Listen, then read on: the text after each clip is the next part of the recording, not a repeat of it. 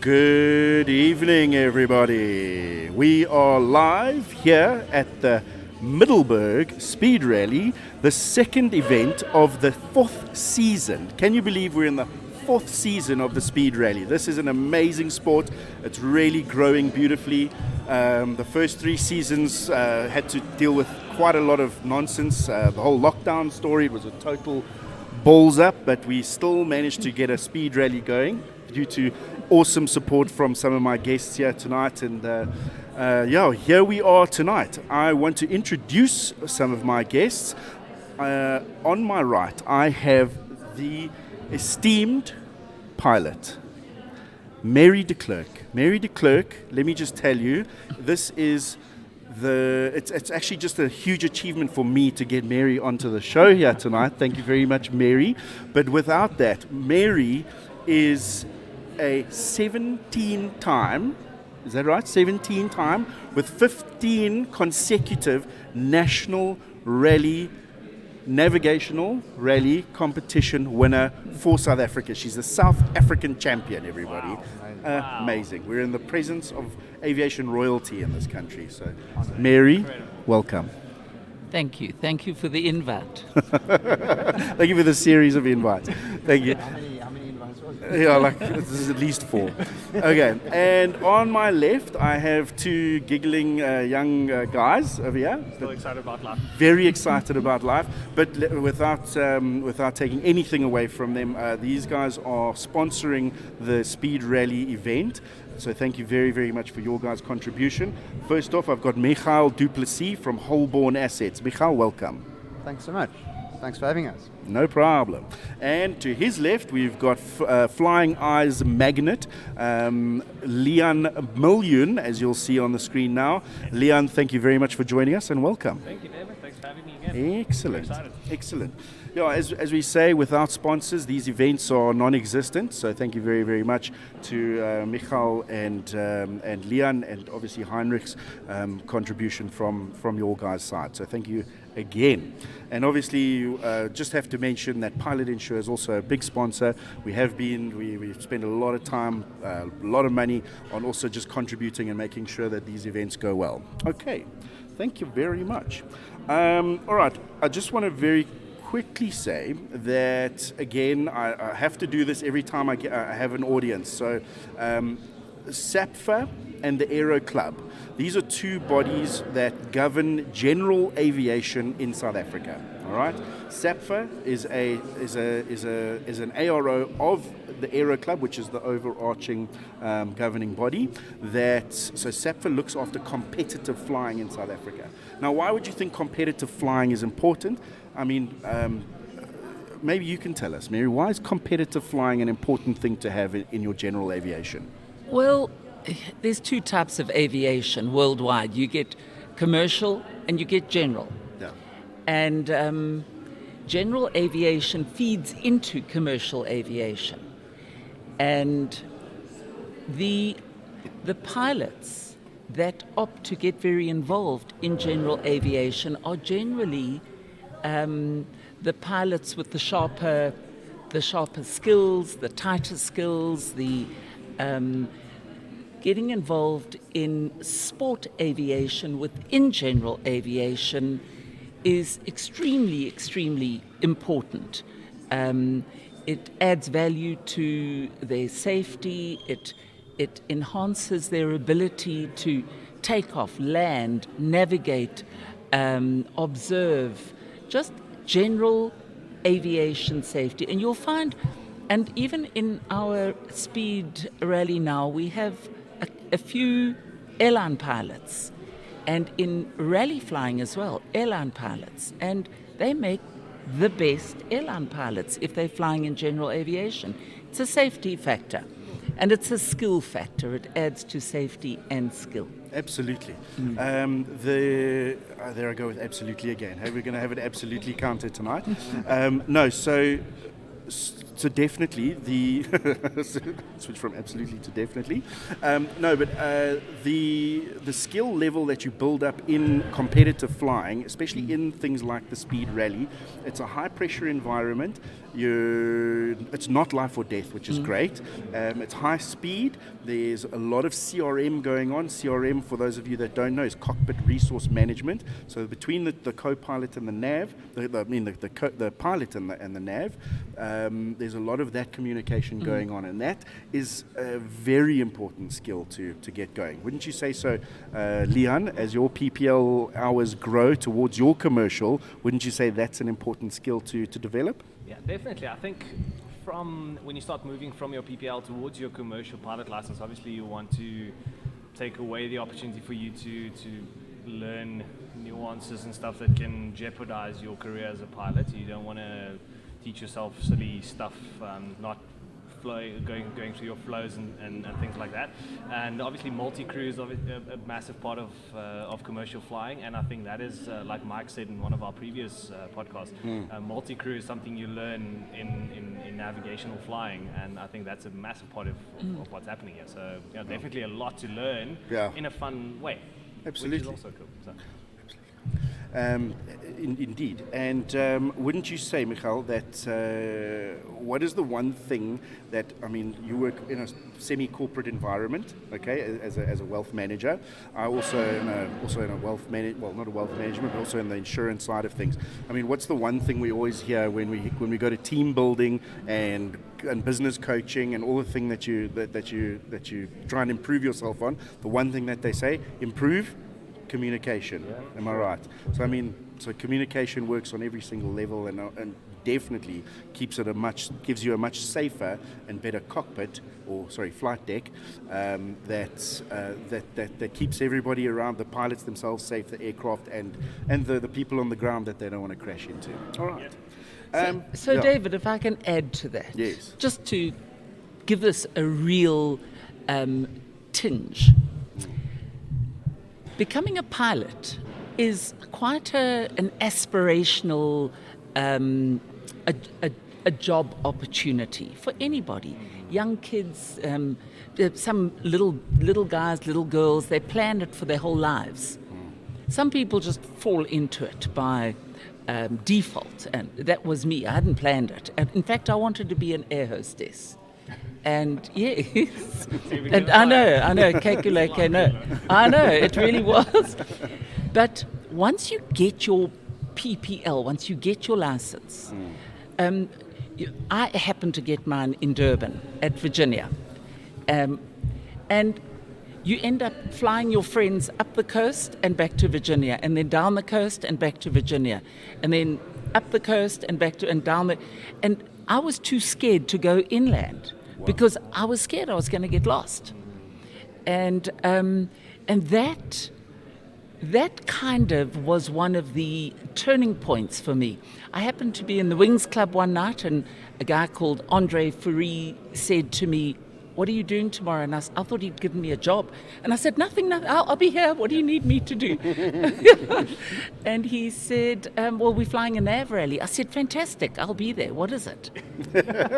And he said, just arrived. Have you got a partner to fly with? I said, no. Like, what kind of a partner?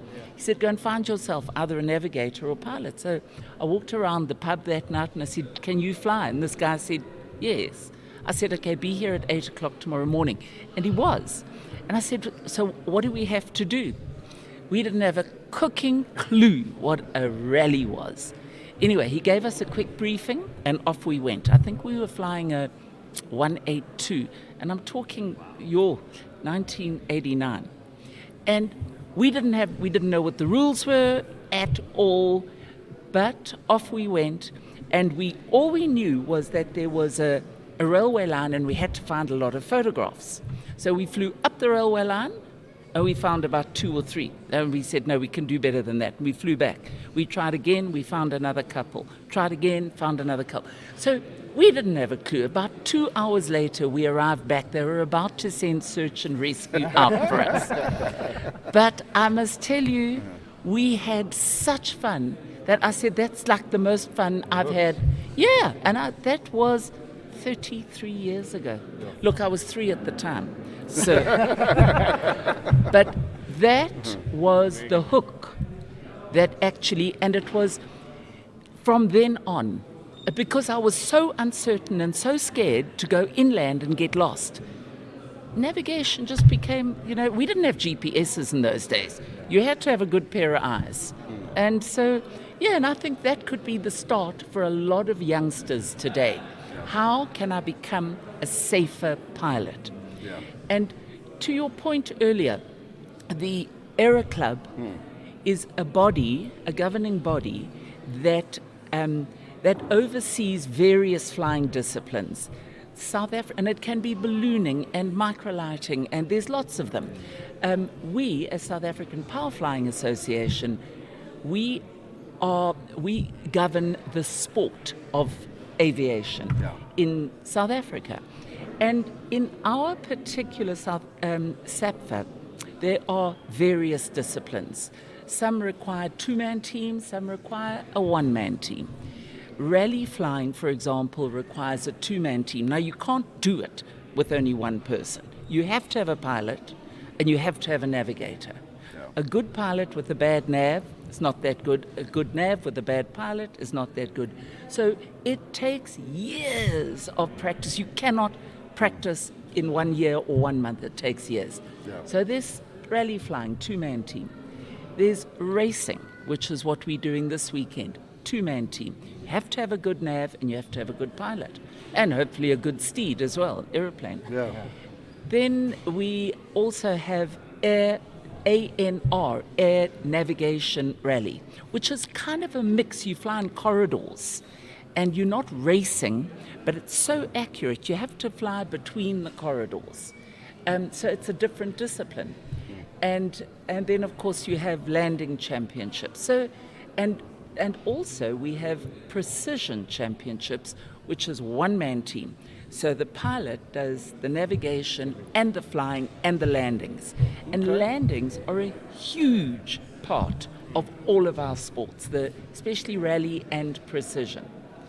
And that's what really creates the safety in the pilots. And that's why we'll get to it just now, why we encourage the newcomers to come on board.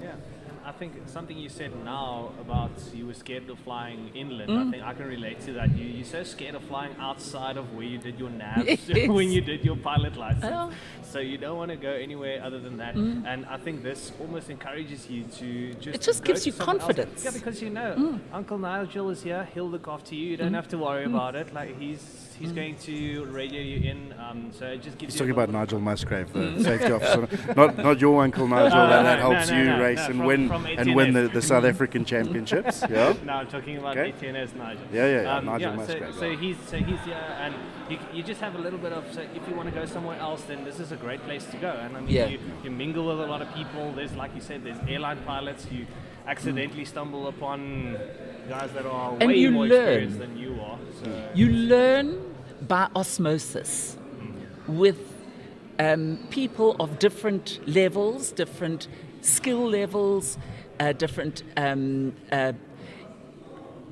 aviation levels. So some of them might be airline pilots, and they have a whole different bag of skills to little puddle jumper pilots, competitive pilots. Even though back in the early 90s I got my commercial and my instrument rating, I never used it. So I thought, why am I keeping it? Yeah. Let me stick with competition flying. And that's what I've done ever since. Absolutely. I mean, if you, just like you say, just go around the cabbage patch, up and down the coast or up and down to the same place, you're never going to learn anything. Rather come and participate in something that tests your skill, improves that skill. And the awesome thing about the speed rallies is obviously we move around. So we were at Witbank and now we're at Middelburg, so not a huge jump away, but here we are. And the next one is at Groblersdal on the 20th of August. So it's also a different area, different scenery, different topography and all the kinds of things that you're going to have to navigate.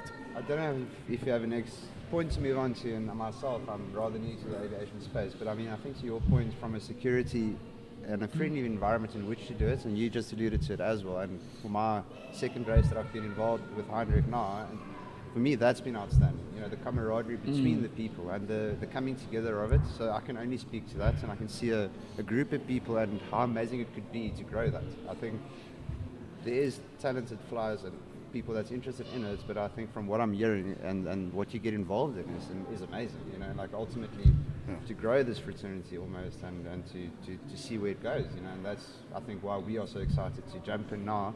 Not saying I think all of you guys would like it. Yeah, man, it takes a lot of time, a lot of energy, a lot of let's call it what it is, money, and to make it happen. You know, Absolutely, but I probably made more friends in my aviation career than I have in my personal career. And they are friends for life. Absolutely friends for life. I have done more international trips to attend international world champs with my aviation family than I have with my own family. And I mean, when my girls were small, I used to take them with me. So they'd come along and they'd marshal on the ground and it was part of what we did. You know, yes, absolutely. And to Miguel's point, you know, where else in any kind of sport or any kind of environment are you going to encounter every level of pilot? So from your total rookie, total fresh PPLs, or not even your SPLs, your student license pilots, all the way up to your retired captains. I mean, we've got Johan Whiteman here, who's got almost 30,000 hours of flying. It's is it 19 or 20? Yeah. Anyway, it's a hell of a lot of hours, okay? And I mean, that kind of skill and that kind of experience you don't just walk into, you know? So if you're a pilot out there and you want to come and talk to these guys, rub shoulders, have a drink, have a braai, come and take part and be a part of this thing. It's a life-changing experience. It is absolutely, when you start getting involved in sport aviation, if you're serious about it and if you really want to do it properly, it is a game changer, it is a life changer, and it just adds so much positivity, so much confidence. It really is. It's addicting. I mean, it really is, and I strongly encourage the youngsters, when they've got their PPL, you know, before you wander off and get your ATP and start flying the big Boeings, come and see what we are doing down here on the ground in general aviation. It's so important for your own skills, for to enhance your ability to be a better pilot or navigator. Yep. I mean, we had at Springs one of the years, I think it was 2019, where we had 6 aircraft from a flight school taking part. So, and I think it was Mach 1, but they had student and instructor of six teams taking part. And how cool is that to develop that instructor-student relationship where, you know, you're not going to be able to get that kind of high pressure, high intensity environment where, you know, it's not life or death and you can have a good time, you know. I think it's awesome. Yeah, and I think you just push yourself a little bit as well, because you never know what you can achieve until you actually do it. So, and I think well, I'll keep referring to myself because I can relate to it in my journey. But you don't know when you're flying the magenta lines. That's what we do. Well, I have to tell you, I've never owned a GPS, and I probably never will. Wow. If I don't have a map in front of me, old school. I'm old school with that. Oh, that's I have to have a map when I'm flying. Yeah. But it's also the confidence in the map. I think the skill of map reading isn't necessarily taught as intense, but in this field that we're in now with the speed rallies, obviously this is all we have. So it just gives you a bit of confidence to go back to it. Last weekend we had our national championships out at Brits, and after the prize giving, and we were very.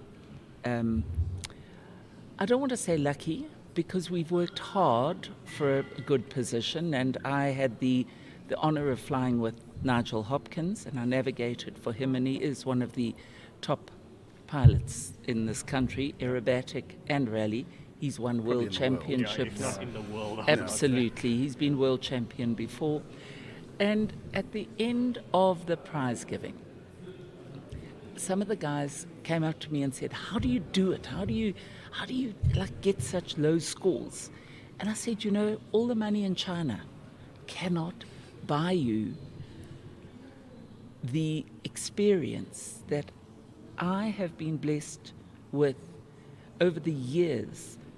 Since 1995 was my first World Championships. And I was looking back over the results. And we, in those days, I mean, you guys probably weren't even born then. I was born in 95. We used to have up to 30, 40 teams taking part in rally championships. And we had to, in those days, fly up to 4 or 5 interprovincials. So we used to have to fly the KZN rally, the Eastern Cape rally, the Western Cape rally, the Free State.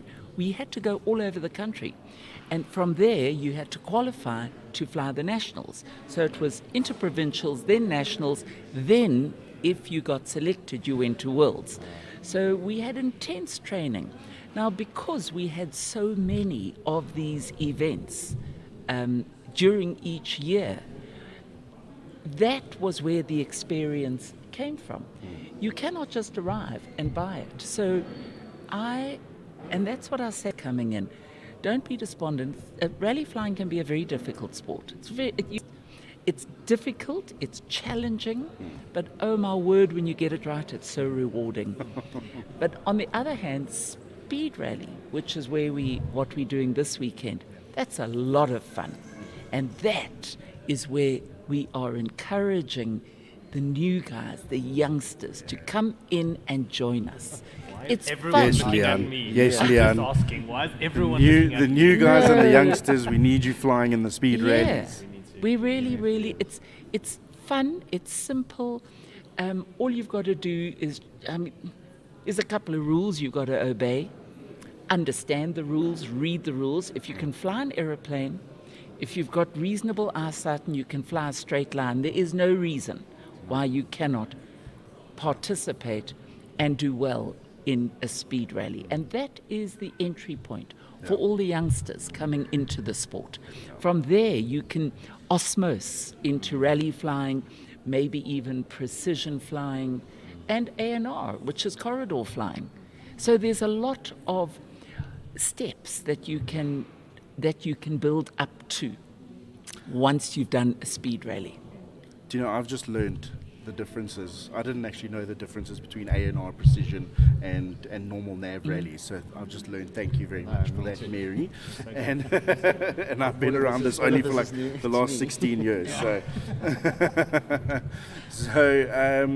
and exactly, like what we're wanting to create here is an environment where the newer, younger people, we definitely need a lot more girl pilots out there. Young women, please. This is why Mary is here to just show you guys that it's absolutely doable. You need to just come and participate. Every type of pilot, the previously disadvantaged guys, the previously advantaged guys, everyone. We want you all here to build up the skill to become better at it and then migrate and graduate, I would say, into the ANRs and the nav rallies and the precision flying, and then we actually become and get your pro tier colours, and that's what Mary's done here. Something we really need to talk about. Representing your country is one of the highest honours that any citizen can pay back to their country. And in South Africa, to be awarded that green blazer is probably the highest accolade I've ever achieved. Absolutely. And I wear my green blazer extremely proudly, and anybody who has earned it wears it proudly too. But it doesn't just happen. You have to work at it. And getting back to your point about females, when I first started participating at world level, there was, and I remember we did an article, there was about 5% of the total field. And in those days, we had up to 80 participants at a World Championships. 5% female. So we've come a long way. Last weekend at the Nationals, we had about 25% of the field were females. Yes, and I mean, I told you, Yeah. like a long time, 30 years. 30 years. No, I'm just trying to gauge how Yeah. fast it's progressing. Yeah, about Not fast enough. 25%. Yeah. And I see in this the entries for tomorrow's race, we've also got about 25% female.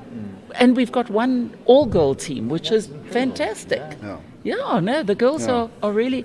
And we've got about 30% newcomers, which is fabulous. It's music to my ears. Lovely, eh? Absolutely. And you know what? Like I said last week, it doesn't matter where you come, first, second, third, or last. What matters is that you've participated. You've played the game. Yeah. That's the experience. And it's not difficult to get that experience. It just takes a yes, I will to my enter. wife soon. I think Yes. I think she's not watching. She does most things better than me anyway, so I'll get her to fly. And I'll be the nav. Absolutely, Fabulous. bro. Very nice. Yeah, I'll reiterate it. Females of all ages, young, older, medium age, whatever, come and participate. We just need to kind of grow that side of it. And I can tell you, like you say, your wife does things better in navigational and all that kind of stuff. That Women that generally boys are are. supposed to be better at. Just saying. And she just kicks my ass at all that stuff. So absolutely, Mary, I 100% agree. Who's got two thumbs and a feminist? This guy. Anyway, so I would also just like to say that, with all that experience and becoming a Protea pilot and all that kind of stuff, you can actually gain a sponsor to represent you and to help you fund your way through speed rallies, okay, mainly, which gives you a lot of skill to be able to graduate into these other sports, as we've said. One of the sponsors for Mary's actually been able to gain a sponsor. In fact, this is her second sponsor, but I would like to just give a message, very quick video from Gem Air, who is Mary's sponsor. Very quickly, Mary, tell us a little bit about how you got that sponsorship and what it actually means to your flying. So I fly, as I said to you earlier, there's different disciplines in this sport. As a precision, you fly it on your own. As a rally, you have a different pilot, okay? So last weekend we flew the rally and I flew with Nigel Hopkins. Racing, I have flown for the last 5 odd years with Phil Wakely. Phil has a 210, an old 210. She's a beautiful Charlie November Yankee. 60 years old this year. Yes. And so Phil flies magnificently and I navigate for Phil. He never looks at the map. He just flies beautifully and he relies entirely on what I tell him. So together we make a very strong team. However, just today, filling up with fuel here, you all know what's happened to the price of fuel. We're hitting the ceiling on 40 Rand a litre. Now these beasts chew a lot of gas.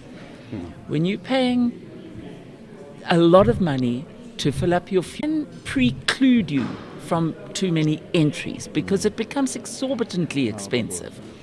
So that's where the sponsors come in. And I want to say that Gem Air has been an amazing sponsor for Phil and I. Gem Air is an aviation specialist company that not only specialize in maintenance, but charter. They've got quite a few airplanes on their books, and they're doing great work in the world of air charter. And they have been incredibly generous to Phil and I. Without their help, we wouldn't be able to be here, we wouldn't be able to afford it. It's very expensive. So I encourage I encourage sponsors to step in and assist. We have got other sponsors as well. Other teams have got other sponsors, and that does help. They make it happen. They make it possible. Without them, we wouldn't be here. Okay, we're going to switch to a video in 5, 3, 1, go.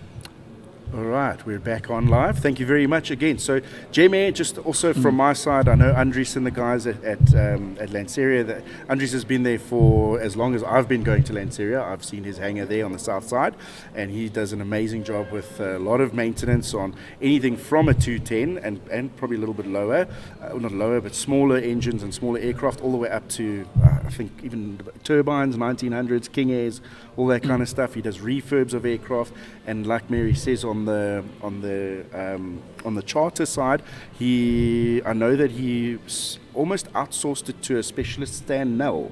Stan Null, who's been running his side of charters for also donkey's years. So you know that you're in very good hands, very experienced hands when dealing with Jeme, either on the maintenance or on the charter and operation side. So yeah, fantastic, man.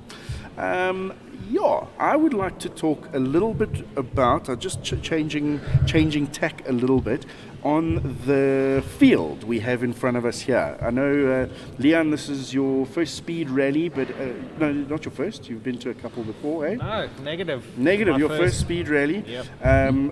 Obviously not your first rodeo, Mary. But I mean, just in terms of the teams, what would you say? Who do you say has got a fighting chance of taking the cup away, other than yourself, obviously? I nearly said. Other than yourself, of taking this first gold trophy over here tomorrow, who do you think's got that fighting chance? I think everybody from number 1 to number 16 has got a fighting chance. Lovely. Remember that this particular discipline is we're working with the machine and the handicap. Of course, the skill of the pilot and the navigator come in, but we expect that skill to be there. Yeah. A huge difference between rally flying and racing is racing, you rely very heavily on the aircraft that you are flying and the handicap that has been awarded to that aeroplane. So if an aeroplane comes in with a positive handicap and they can outfly their handicap, of course they're going to win. It's just like golf. Yeah. If they come in with a handicap that's too high, chances are they won't win. Whereas in a rally competition, you can fly any old 172, or it doesn't really matter. It's entirely the skill of the navigator and the pilot. So there's a big difference here. And conditions, how does that affect that? Conditions affects everything. Yeah. So if it's hard, the weather isn't necessarily, there's a window, I think. Tomorrow apparently there's officers are very on top of, they won't let us out there unless they're 100% confident, 100%. So we're in, and of course we won't fly if if it looks too marginal. But that's the essential difference between rally and racing, where one really, plus the skill, the other one relies really on skill. Okay. Absolutely. I would say that just also looking at the field, like Mary said, we've actually got a couple of rookies here. I can see at least 4 or 5 of the teams this is their first speed rally, so I think that they're joining in the family and coming and getting it going. So one of those teams is Stuart and Laura McDermott, and I know they competed in the Nav Rally competitions this past weekend. Is that Yes. right? Yeah. Now Stuart himself has a green blazer for paragliding. Oh wow. So he's a pretty experienced aviator, as is Laura. They have their own Pioneer It's really it's a low-wing aeroplane, and they know how to navigate. So I think they stand a very good chance. It's first-time aeroplane. We're not sure how the handicap's going to sit with their ability to navigate straight and accurately. So they've got a very good chance. Lovely. I agree. We've also got the good old Mike Blackburn and Steve Briggs operating again, and they're quite experienced. They're quite experienced, yeah. Yeah, they've done quite a number of these events, as in their Sling 4, which is quite neat. BM, India Bravo Mike. So yeah, I'd like to see how they fare tomorrow. And I think good old Ron and Don, Ron Sturck and Don Berry. I think Ron only flies with navigators that rhyme with his name. Is that Ron right? And Von, Ron and Von and Ron yeah. and Don. Hey? Is that like a bit of a superstition for him? Eh? Yeah, now Ron has been involved in the rally circuit for, I think, almost as long as I've been involved. Ron has been twice world champion. Oh, wow. Not once, twice by accident, but it has not stopped him from being the best of the best of the best. And he still is a very top quality aviator, and he flies with one arm and he hooks it into it's incredible. Yeah. He even has one arm and he plots, and the plotting for rally flying it's intense. It's really intense, and you're plotting against the clock, and if you can't figure out a plot, it becomes very stressful, because you get bearings and distances and measurements, and you've got to do all kinds of workings out. He's got one arm to do it. Sure. We struggle with two arms. So there's a lot of skill there. I have Huge to ask amount. David about Ellen, seeing as she's a colleague of mine as well. Yeah. She loves to win. So what do you guys think is her? I her think they've their also chances got as well? they've got a great I would love chance. personally to back the Holborn plane. Yeah, I mean, seeing as that's Fabulous. the co-pilot there. So it's their first time. Yeah, they also. But Alan is an experienced pilot. He's been around a long time. And I think by now they can fly a straight line. Yeah. And it's great to see husband and wife team getting in the cockpit together. I see a couple of husband and wife teams. I know that between my husband, if I had to get my husband, my wife and I, we can't even get to the spa. I know I've dropped this joke before, but we can't even get to the spa without getting in a fight about which way to go. So I'm not sure we should enter a nav rally together. Love you lots, Laura. Love you. Yeah, man, I think there's a couple of father and son teams. There's a couple that's great. That is really great. It's lovely to see. It's seeing that aviation pedigree being passed down, which is really, really awesome. There's husband and wife teams. There's best friend teams here. It's really, really awesome. And I think let's just focus very quickly on Taryn and Bronwyn, Taryn Myberg and Bronwyn Class, first all female team that I've seen in the speed rally for the last couple of seasons anyway. I think that's awesome that they're here. I would say a good thing. Don't you agree, Liam? I do, and my money is on them because they fly a Jabby SP. Very close to my heart, the SP. So. And my money's on them because they're girls. Yes. A lot of people's money is on that. So no pressure. Bravo Sierra Alpha. So.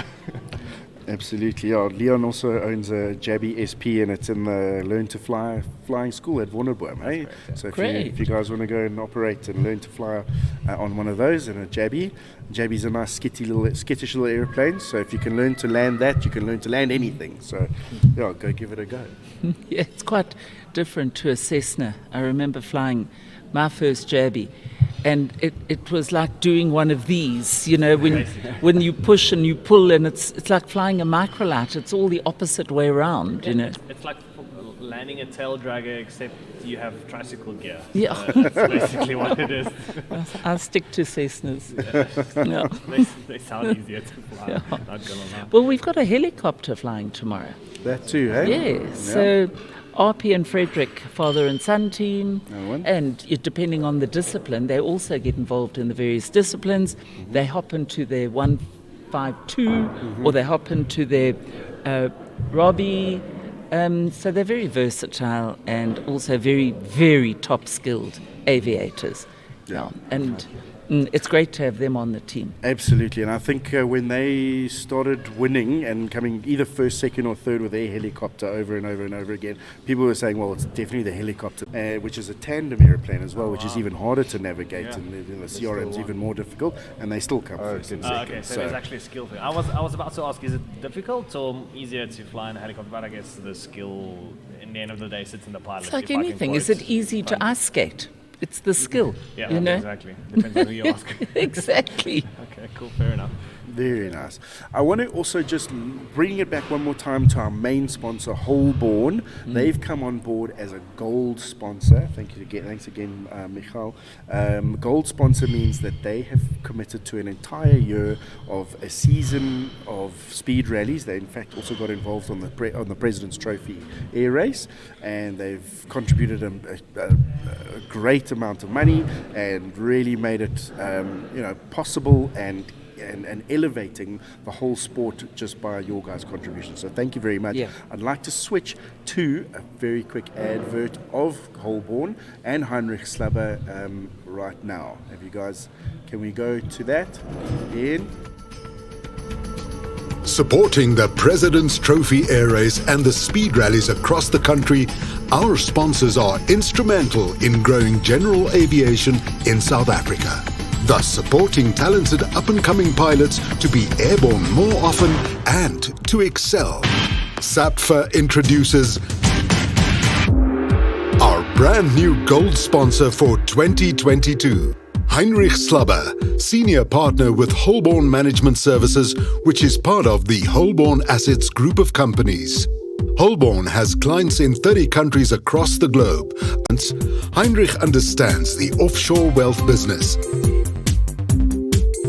He is also an experienced risk manager and focuses on risk identification, measurement, and mitigation.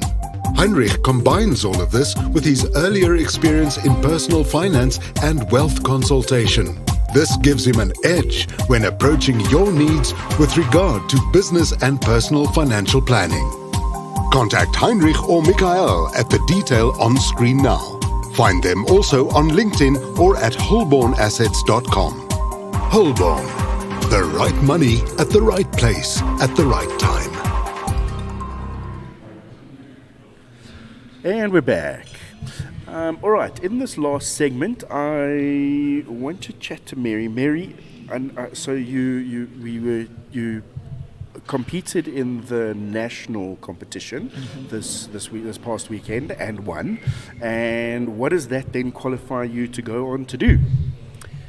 So it qualifies me to be eligible to be selected to represent South Africa. Wow. At the World Championships in November. Awesome. So, yeah, just to back up a little bit on that, the World Championships are held every year with a different discipline in a different country. So, since I got involved in my first champs was 95. World champs. Since then, we have flown and competed in France, Germany, Poland, Denmark, Turkey, Italy, and been Slovakia, and repeat. And probably I've been very blessed to compete in about 25 World Championships. So it's a lot. Awesome. Some of them we even had twice in 1 year, but it becomes exorbitantly expensive. And we all self-funded. So for World Champs, we didn't get any sponsorship, unlike our special speed rally sponsors now.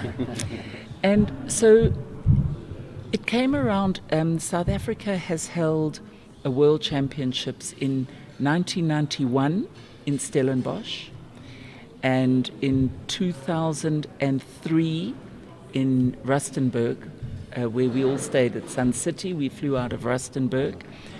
In 2011, we had a World Championships in Brits in South Africa, and it came around to our turn again. So they asked us if we would host the World Champ. We were awarded it against France in 2020. Fabulous. All systems go.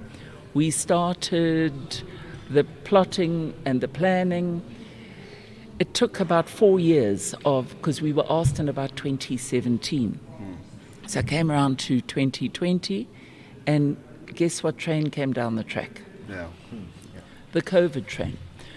And of course, everything was put on hold. We were having it was going to be an anniversary of the first one that we held in Stellenbosch, and we were going to have a repeat in Stellenbosch. Yes, and Stellenbosch is a beautiful area, flying in and around the mountains. So our national teams, or the potential national teams, did a lot of practicing in Stellenbosch at great expense. They flew little 150s and Jabbies, even Taran and them flew down from Joburg all the way to Stellenbosch. So it was major effort and expense, but it for the national team.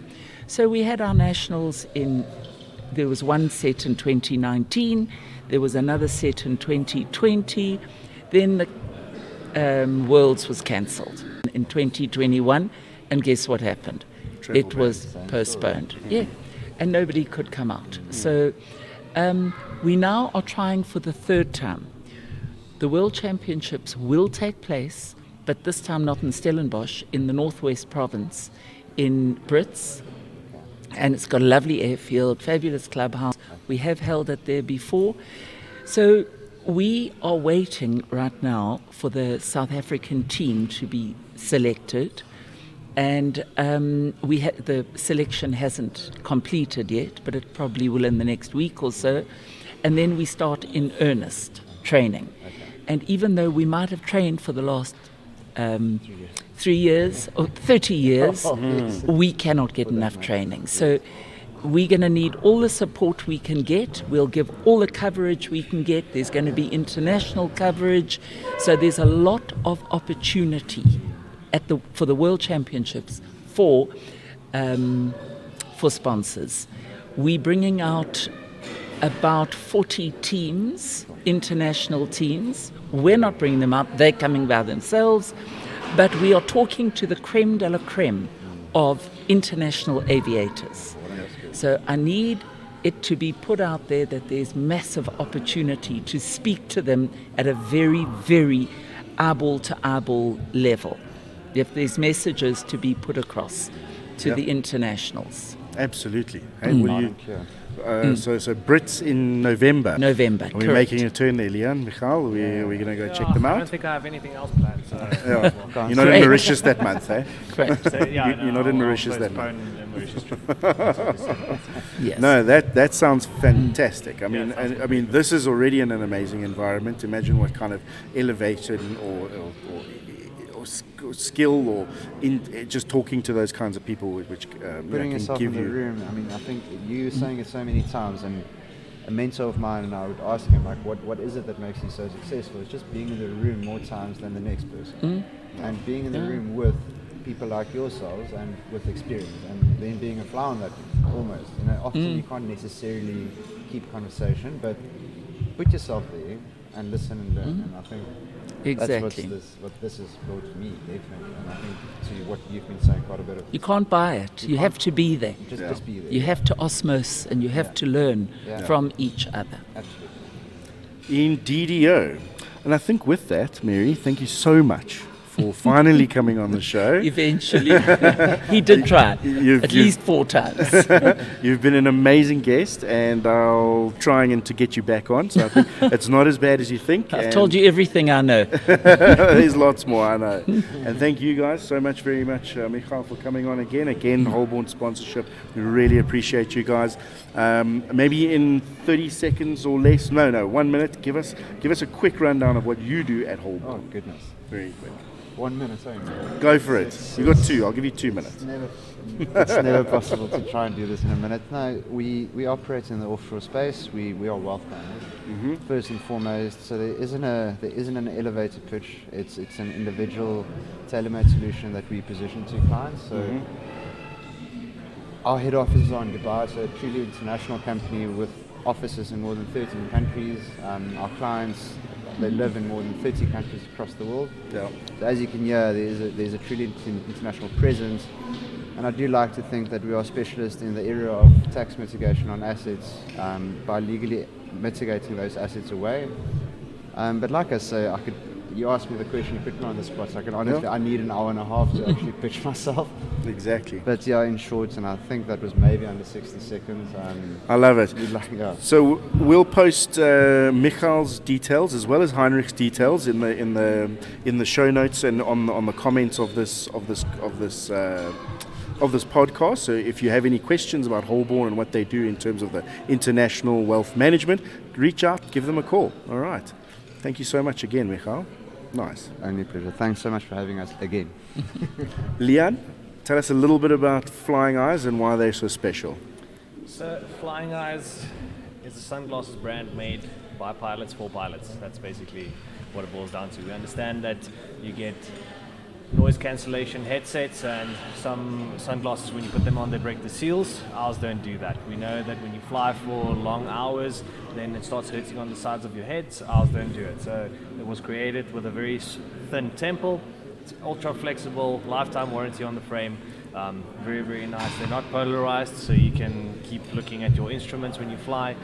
Truly a product made, and I took a big gamble on them. It's also an American company, so I saw a YouTube video, being the millennial that I am, and I was like, I trust these guys, wanted to find out if they're in South Africa. They weren't. Contacted them, and they were like, yep, if you want to sell them and wear them, you're welcome to, and I just went for it. So yeah, so that's what Flying Eyes is a sunglasses made specifically for pilots.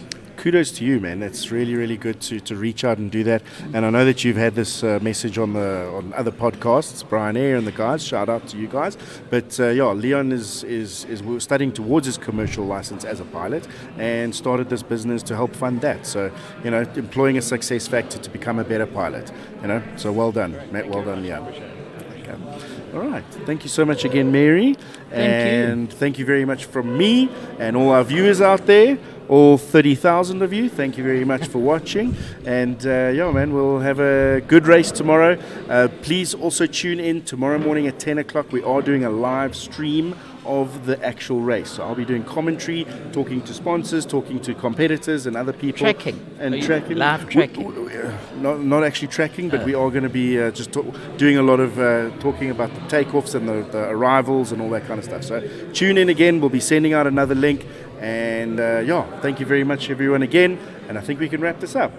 Thank you, David. Thank you. And thank you to Pilot Insure for facilitating and enabling and for inviting us to share our experience. Thank you. From Holborn as well, thank you to Pilot Insure. Yeah. I think myself and Heinrich, we definitely would not have been here without Pilot Insure. Yeah. Beautiful. Thank you very much. And